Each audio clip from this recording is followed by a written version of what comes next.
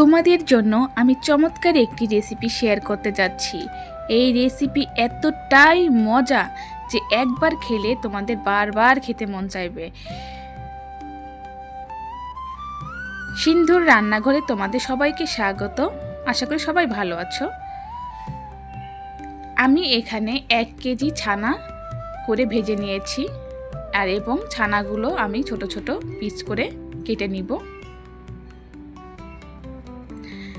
আর যে যেখান থেকে আমার এই ভিডিওটা দেখছো অবশ্যই একটা লাইক করে ভিডিওটা দেখা শুরু করো, এবং যারা এখন পর্যন্ত আমার চ্যানেল সাবস্ক্রাইব করোনি তারা অবশ্যই আমার চ্যানেলটা সাবস্ক্রাইব করো।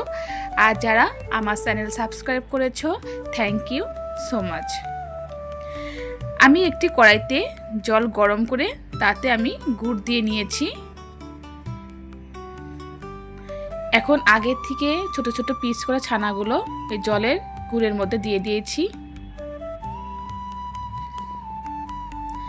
এখন একটি কড়াইতে পরিমাণ মতো ঘি আমি ছড়িয়ে দিচ্ছি।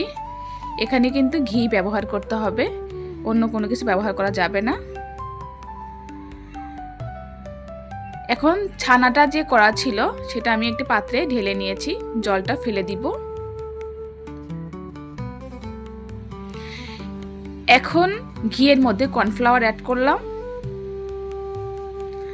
আগে থেকে কিছুটা দুধ আলাদা করে রেখেছি, আর গুড় দিয়ে দেখব দুধ কেটে যায় কিনা। এখানে আমি 1 কেজি দুধ খুব সুন্দর করে জাল দিয়ে নিয়েছি। এখন একে আমি চাউলের গুঁড়ি ব্যবহার করছি।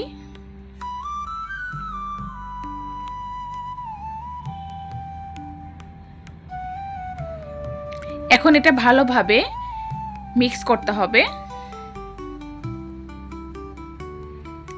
তারপর এটা দুধের মধ্যে ঢেলে দিতে হবে। এখন অনবরত নাড়তে থাকতে হবে বন্ধুরা।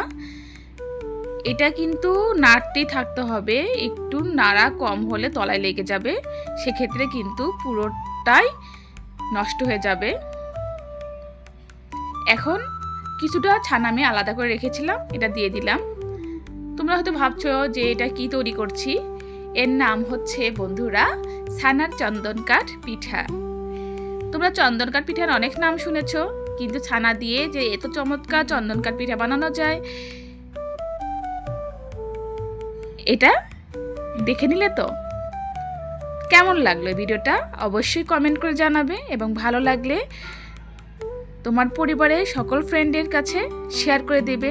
আজকে এ পর্যন্তই, দেখা হবে অন্য এক ভিডিওতে নতুন রেসিপি নিয়ে। টাটা।